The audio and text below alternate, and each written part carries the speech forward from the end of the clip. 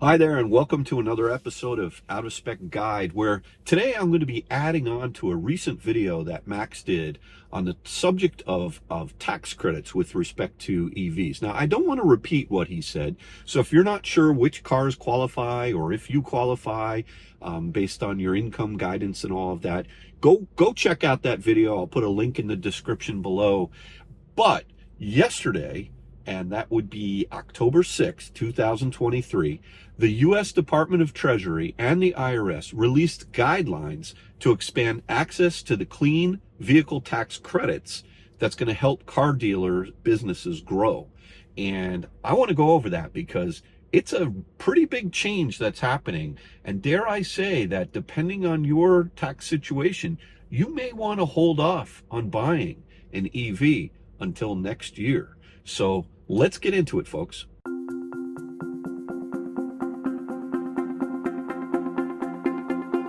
All right, so starting in January, the Inflation Reduction Act provision will allow consumers to transfer credit to car dealers, reducing purchase price of new and previously owned clean vehicles at the time of sale. That's the headline of this press release. Now, there's something in that headline that I'm picking up on here, which is reducing the purchase price of that new or previously owned car. Now, last I checked, if you reduce the purchase price of a car, that means you don't have to pay sales tax on that car. Now, I don't know for sure, but I read the interpretation of this press release and I tried to figure out if you are or not going to have to pay sales tax on that. Now, in the state of New Jersey, as an example, there's no sales tax on EVs. But in the state of Connecticut, there is sales tax on EVs. And in fact, there's sales tax on EVs if the MSRP is $50,000 or more, then you actually have to pay 7.75% on the full purchase price of that EV. So if you take 7.75% times 7,500, that's about $500. That's like $560 that you won't have to pay in sales tax. So if this is really something that is happening here, you may want to think about holding off until January to make a purchase. That's reason number one.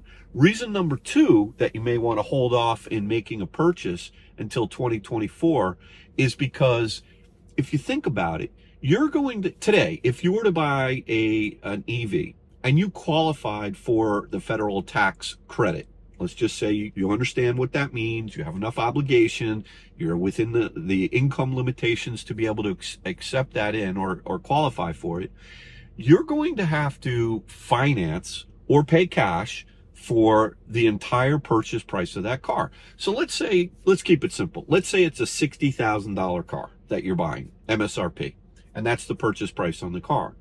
You're going to have to pay $60,000 for that car.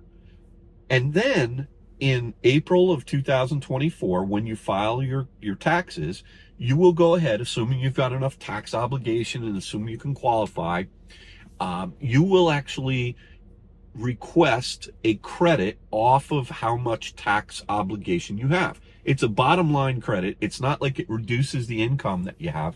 There's been plenty of videos on this. I know Bearded Teslas, he's put some great videos up on this subject, so I'm not going to repeat that. But basically what that means is that you'll have to wait until April of 2023 when you get your refund back, or if you get a refund, or just you have to pay less in taxes. But starting in January of 2024, basically what's going to be happening is any dealer that applies for this new guidance or this new way of crediting the consumer, the dealer will actually get the money from the government, and therefore they'll just take it right off the price of the car. So instead of you having to pay $60,000 for that car, you'll pay $52,500 for that car. And I can only assume, someone correct me if I'm wrong, that you're going to have to pay tax on $52,500. So right there, you're going to save that. Now, let's assume that you're financing a car and you have $10,000 to put down on the car. All right, so you have, forget about sales tax for a moment. Just say it's a $60,000 car. You put $10,000 down. You're going to finance $50,000 on that car. Well, guess what? If the purchase price of that car is $60,000 in January of 2024, and the dealer gives you $7,500 credit or discount right off the price of that car, you're in effect putting $7,500 down on the car. So you're gonna be able to put that $2,500 down. That is in addition. Here's what I'm trying to say. Instead of taking a loan out for $50,000, you could actually now take a loan out for $42,500 because you're going to have an extra $7,500 at the time you purchase the car. Now, if you think about the cost savings that you're going to have in terms of interest on financing that $7,500, assuming you have that $10,000, you're going to put that down. That's a lot of money as well. So everybody's in a little bit of a different situation, but this new plan, as part of the Bidenomics and the Biden-Harris administration investing in America agenda, and the U.S. Department of Treasury and the IRS, they're, with this new guidance that they're trying to lower the actual cost for consumers and help dealers grow. I'm reading the act right up here a little bit, but under this Inflation Reduction Act, consumers can choose to transfer their new clean vehicle credit up to $7,500 and their previously owned, meaning a used car, clean vehicle credit up to $4,000 to a car dealer, and starting on January 1st, 2024. Now, this is what the guidance says, it'll effectively lower the vehicle's purchase price by providing consumers with an upfront down payment on their clean vehicle at the point of sale, rather than having to wait to claim their credit on their tax return the next year. So only vehicles purchased under the consumer clean vehicle credits are eligible for this benefit. So I think that's really interesting in it. And the mechanics of how this transfer will work for the car dealerships. Basically, the car dealerships are going to have to apply over the next, let's say, 30 or 45 days from now in order to be able to support this. I believe Tesla will qualify for this. Although I'm not 100% sure. I've been reading in the blogs, and the number of people have said yes. I mean, I don't even know if you ask your tax advisor whether they would know or not. It's a really good question. I think that this press release is not written into law yet or anything like that, to my knowledge. So it's going to take a little bit of maybe some comment period, but that would be a good question because they do use the word dealers, right? And, a lot of these companies that are selling cars directly, like Lucid or Rivian or Tesla, are those dealers? Or is that just more semantics in effect? So I'm really not sure how that's going to happen. So for buyers to be eligible to claim or transfer a credit starting January 1st, 2024, the dealer that they purchased the vehicle from must first register with Energy Credits Online. And dealers will also use Energy Credits Online to submit the time of sale reports, which will confirm the vehicle's eligibility of the credit, whether or not the buyer chooses to transfer the credit to the dealer or not. I guess you have the choice. You could wait until the next year to claim the credit, but why would you? I'm not sure why you would do that.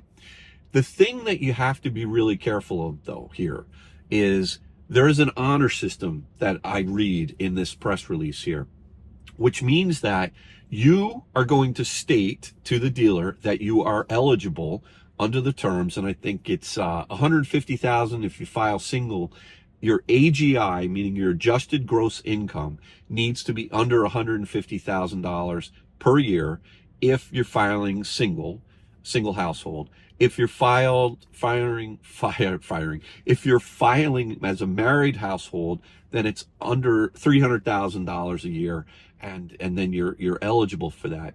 But if, let's say, in January, you have your job, you and your wife or whatever, maybe you're under the threshold as an individual, and then in July you get this wacky big offer for a job, and you go ahead and you make $600,000 a year, and you're no longer eligible. You're going to have to repay the government when you file your taxes the next year, No one knew that was going to happen, right? But you're going to have to owe that money to the government, and whether or not they're going to hit you with interest or penalties, because I'm sure a lot of people are going to claim this $7,500 federal tax credit off the hood. Meaning at the time you buy the car, oh yeah, I'll take the $7,500 off. Oh yeah, I'll be eligible for the tax credit next year for sure, or in 2024. And then if you're not, you're gonna end up owing a big check to the government. So be careful with that, and also don't be malicious, because I think that if you try and manipulate the system a little bit. Again, I'm not a tax advisor at all, and I'm not giving you tax advice. I'm just trying to understand this. But you're going to have to repay that. And I wouldn't be a bit surprised if the government says, okay, you have to pay interest and penalties, especially if they can prove that you were, I don't know how they would do it, but it's going to be interesting. So, it says here, consumers may transfer the credit to the dealer if they attest that they believe they are eligible, including that they fell below the applicable income thresholds in the prior year or expect to be below those thresholds in the year the vehicle is placed into service. Consumers will need to directly repay the full value of a transferred tax credit to the IRS when filing their taxes if they exceed the applicable modified adjusted gross income limitation. See, it says it right there.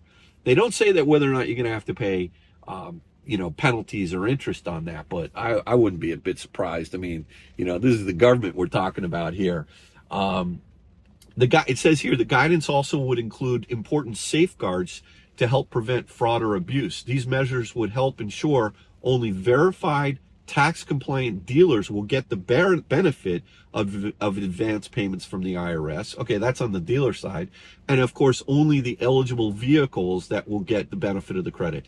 All right, that's good, but that doesn't take into account how fraud or abuse could happen at the consumer level. If I'm going to a legitimate dealer and the car is a legitimate, eligible car for the tax credit, I might just say, yeah, I know I make 600 grand a year or $1 million a year or whatever it is they make. Yeah, I'll get it. It's a free loan in effect. I'll take that $7,500 between January when I buy the car and next April when I have to pay them. It's going to get interesting here. I don't know, this honor system thing. I was thinking about this a little bit. This is going to be very interesting to me how this is going to play out. So, so look, I think it really does beg the question, though, as to whether or not you should buy an EV in 2023 or wait until 2024. Now, the good news is, as you get closer and closer to the end of this year, that's when, if you file quickly, you can get your refund much faster, much closer. If it were, only February of this year now, you're going to have to wait until April of next year in order to get your tax credit. So, here we are, it's October, November, December. It's not like you have to wait that long to get it. But imagine this. If you're thinking about getting a car and the estimated date for that car is December of 2023, why not wait until January of 2024 to take delivery of that car so that you could actually finance less on the car, assuming you're going to finance the car, and you actually get that right off the price of the car, so you save the tax, assuming you live in a state where there is sales tax on EVs. So things are getting interesting here. I just wanted to do a little pile on to Max's video on the Out of Spec Guide channel, and hopefully you'll be seeing me a little bit more on the Out of Spec Guide channel from time to time as well. Listen, let me know what you think. My email is dave@outofspecstudios.com. If you have any knowledge, or if I've said something wrong in this video, please comment below. I'm just trying to share what I believe is good information here and help others with their buying decisions. And I wish you the best of luck too. So anyway, thanks again for watching another episode of Out of Spec Guide, and we'll catch you on the next one. Take care now. Bye-bye.